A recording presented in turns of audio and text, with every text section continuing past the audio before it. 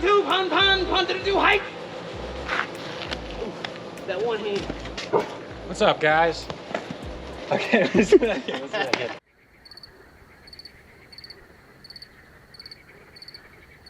What's going on, pond people? It's Brad with Pondscapes of Charlotte. Today we're at Marquis Haynes' house, professional football player for the Carolina Panthers. We got Mark from Premier Ponds up there in Maryland, came down for an awesome collaboration, and we're gonna be installing an awesome 10 by 15 foot pond with machine stone boulders and a waterfall facing the viewing area. So let's do it. Let's go. What is up, pond people? I hope you're on a fantastic day, and like Brad just alluded to, we have a very special video for y'all. This is going to be us building a pond for a panther. Now, like many other cats, this panther likes fish a lot, so that's going to be the main purpose of this feature. It's going to be to house some cool and interesting fish, and before the end of the video, Marquis is going to get a lot more, so stay tuned for that. Also in this video, we've got a special guest star appearance from Mark from Premier Ponds. He's going to be making his own TikTok and YouTube video on this whole process as well, so be sure to check that out. First things first, while we're waiting for the machine to get delivered, Brad had the good idea to go ahead and make a trench for the conduit piping and get that buried so that we can route the electric up to the deck later, and even dress it up nice with a little layer of grass. So good thinking, Brad. Now that the machine is here, you know Dave's already on it, rocking and rolling. Gonna go ahead and start breaking ground on what will be an immaculate pond for Marquis Haynes. Having the machine around is always nice because it's going to be able to do like 90% of the digging. However, the guys do need to clean up that edge over by the deck and also kind of shape the hole a bit where the machine can't quite get that precise. But anyways, a lot better than doing the whole thing by hand. So while they're working on that, I go over to Mark to compare some notes about, having similar jobs and stuff. And then he looks at me and says, Premier Ponds is the best pond company in the world, right? And so obviously I took that as a personal insult, and I start coming at him with my drone. And then he suddenly goes full Karen mode and starts recording me like I'm a Starbucks barista that got his order wrong or something. So I don't know how well this collab's going to work.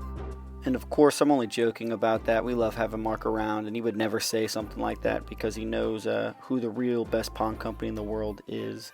Alright, we're at the end of day one here, and as you can see, we got the liner placed down, and Brad is mad dehydrated, so he's going to get a little bit of that good H2O straight from the source, giving us a little thumbs up. Good stuff, he says. Start of day two, we got the dream team here. We got Braden, Blake, and Chente all here ready to rock and roll. The strategy here is to basically just keep feeding the guys down in the hole with rocks. As long as you keep feeding them rocks, they're going to keep building. They'll just find some other place to keep putting them. So Brad's working on getting the rocks down there. Braden's taking up an interest in building a fish cave specifically, so that's what we're working on now. Right there. Stop, please. You gotta be polite to your machine guy. That's a nice little pro tip from Braden there, because you definitely do want to be nice to the guy holding up a 100-pound rock right by your face. And while Braden is politely working on his fish cave, Brad and Chente are also making a fish cave of their own. So there's going to be a total of 2 in here. Braden's is going to be a little bit more natural, made only with rocks, whereas Brad and Chente are using the corrugated pipe to be the hollowed out cave part of their fish cave. I like them both. I think one's a little more aesthetic and one's a little more functional. At the end of the day, I think the fish are just happy that they're going to have multiple housing options in this one pond. And naturally, being at the home of a football player, the guys kind of got the itch. And I don't mean the pond itch, I mean the football itch. So they started tossing around this little piece of pipe here. And if you had a bad throw, you were out. If you dropped it, you were out. So here's the final 2 between Darren and Chente. And Darren blew it on a bad throw. So Chente got the dub. No time for dilly-dallying though, because Mark is only here for a couple of days, so the guys jump right back into it because we want to get this project done while he's still around to film it. So as you can see, we got a good layer of rocks down, and we are finishing up day 2. We get the liner all the way up to the biofall set there, and we go ahead and call it a day shortly after that. Blake is having a great time too, by the way. Keeping the vibes great. Alright, it's the next day. We got Mark rocking the kumquat orange, and the top frog is also with us today, so it's going to be a good day, I can already tell. Brad is working on getting the electric hub set up, and it's looking pretty clean aside from the dirt on the inside. And then Chente is also busy feeding the boys with some rocks. Look at how happy he is to be in the machine. That's a machine inside of a machine, so it's machineception.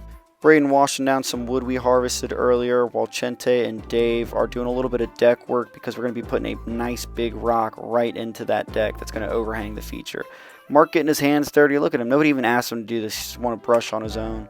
And then his pond senses were tingling. Just out of nowhere, he started sprinting towards the pond. He's like, I gotta get this in my video. So goes right at it, and somehow he also knew I was filming him. Look at this. Boom. I don't even know how. That was freaky. Alright, back to the build, and you can see so far it is pretty smooth sailing. We're getting the walls mostly done, and we also were able to integrate those large pieces of wood that we had picked up earlier. You can see Braden's using this one as kind of like an off the waterfall one, so the water should be going over it, which will be cool. And this is just a little decorative one off by the skimmer. And now it's time to go ahead and get the big boy in there. Now this is going to be our viewing slash feeding rock. This is the one that's going to be kind of right up on the deck and overhang the feature. And it's got to be sturdy because it's got to support the weight of an NFL defensive end. So you can see Dave kind of shoring it up with some shim rocks, and they're also working on getting the tiles shaped correctly to put them back in around that rock. And then, of course, with all this hard work going on back here, Marquis was naturally drawn to the aura, so he came out and talked to us for a bit. And here's a good shot of Mark talking to him. I think he's trying to hit him up, see if he knows any Commanders players or anything. I said, I don't need to go to the shack build. I said, I got Marquis Haynes from the Carolina Panthers. Why would I go to the shack build? Shaq's already done playing. He's already done doing. This man is in the field now. I said, I got my own pond to build for a Carolina Panther. Right? And you got trouble for it right here in the backyard. It was honestly very nice to talk to Marquis. He's obviously a very humble guy, and he's super passionate about his fish and his upcoming pond, so we're here to deliver. Nice little shot of Dave here using that grinder for its intended purpose, just smacking that tile. But, you know, he paid for the tool. Who am I to judge how he uses it, you know? And here's how the feature is looking at the end of day 3. You can see it's pretty good, but we definitely need at least another full day of working on this thing to get it where we want it. So next day, we got Blake and Darren back with us, so you know they're bringing the vibes, and Braden is once again putting his wood to work. We also collect a couple John Hancocks from the guys who've been signing the skimmer lids recently, and we also got the exclusive Mark signature. I'm going to steal this lid. It's going to be worth money in a couple years. The guys are still doing a little woodworking over here, so me and Mark decided it's a good time to go adventuring with Darren. You know what the time it is, Pondscapes. Time to go get that good moss. Gotta go in the trenches to make this pond look beautiful. Let's get it. Because how brittle it is, you can't really use that on anything, because once you stick it, it's just gonna fall right off. We need some of that carpet stuff, you know, some stuff you can put your feet in. Now, watch the predators, because they like their moss. All right? They munching that moss, They dude. munch on it, taking their dinner. Gotta be quiet. Shh, I hear it coming. Get all these tweeds and weeds up out of here. See that? That's a good quality, good dirt. Got a little color, some red on there. Mosquito on my arm. It's a good time. Good haul. That moss bounty is pretty quickly handed off to Braden so you can start mossifying the feature, and we're getting close because Brad's already starting to wash. You can see he's got some dual hose action going on. He's pretty skilled with a hose in either hand. Next up, we're going to use that big tank of clear water to go ahead and start filling up the pond. Now the water's still going to get dirty because a lot of those rocks are not that clean, but that'll clear up in no time. Dave doing a few finishing touches on the viewing rock to make sure it's nice and stable. We still have a few little things here and there on the pond itself to finish up, but we also have another part of the project that we need to start and finish, which is the plants. So the first part of that is getting the dirt all around the feature nice and freshened up. We're adding some new dirt, and after that we're going to start hauling back all these plants. At Pondscapes of Charlotte, we've got the gold, silver, and bronze plant packages, and I'm going to give you one guess as to which package Marquis got.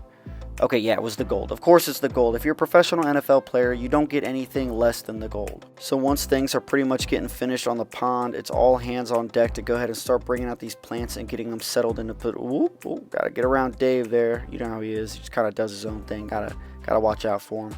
Using the gold plant package on a feature this size means that pretty much every inch of dirt around this thing is going to have a plant in it, even that berm in the back. So while the guys are getting all that stuff planted in the back, Dave is also doing a little bit of work in the front right by his little feeding rock to kind of fill in that area between the deck and the rock. It's going to look super nice when it all grows in. And of course, here's the entire plantification process, except it's super sped up, so it's much more digestible. Marquis then invited me and Mark inside to check out his fish collection, so thank you very much, Marquis. And this is his more chill tank. He's got discus in here, a couple angelfish as well, a big pleco, you can see it under the log there. But this was a super cool tank, and he's even got this albino catfish and some paired up discus that are, I think they like each other because there's some eggs there on that rock. He's also got the big boy tank. This is kind of where the big dogs hang out. So he's got some red-tailed catfish, some Oscars, all sorts of cool stuff in here. Now at the time of this build, Marquis was still in preseason, so he's actually off to a training camp here in a second, but he just wanted to get a glimpse of it before they headed out. And so this is what it looked like on pretty much our final day before the water cleared up. All we got to do now is put that fence back together that we disassembled on day 1, and it proved to be way harder than we thought. It took all of us putting our heads together to get it, and What is that little leg kick up? It was getting wacky at the end, but we got it figured out. Dave and I came back a couple days later to do the closing, and as you can see, the water quality got a lot better. Until, of course, Dave and I messed with the biofalls filter and made it a little bit dirty again, but we could still see some of the fish that Marquis has added. He's got some catfish and some Oscars, and overall this thing's looking good. The plants need to grow a little bit, but it is well on its way. And as you can see, Dave did a pretty good job of getting that feeding rock stable. I feel like I'm in a Phil Swift infomercial about Flex Seal or something, and we put an NFL defensive end on the rock to show you just how stable it is. And Marquis was just walking around this, exploring it during this whole conversation. You see over here, he's standing on just another random rock in the feature, and it's still holding him up. So it's great to see him enjoying it. And we make the stream go that way, the water fall into the next pond. Don't tilt me now. You bro in Kansas City. Oh, he's seen it. Yeah, We came back a couple weeks later, tried to get finishing shots, and we found ourselves in the midst of an algae bloom. This is most likely due to the sheer number of fish that were added very quickly to the feature. It's just a lot for it to support, and as you can see, Marquis has some very rare fish in here. We got a stingray. I mean, it is pretty freaking cool. Exactly what Brad said. It's pretty freaking cool. However, what's the point of having cool fish if you can hardly see them through green water? So our objective now is to get this water column cleaned up as much as possible. While we are here though, we want to show you guys how some of the plants have grown, and just a couple of them because they're looking a lot nicer than when we first put them in. They're nice and established now. Some of them are really taking off, and on top of that, we're going to go underwater for a bit and check out some of these fish that Marquis has.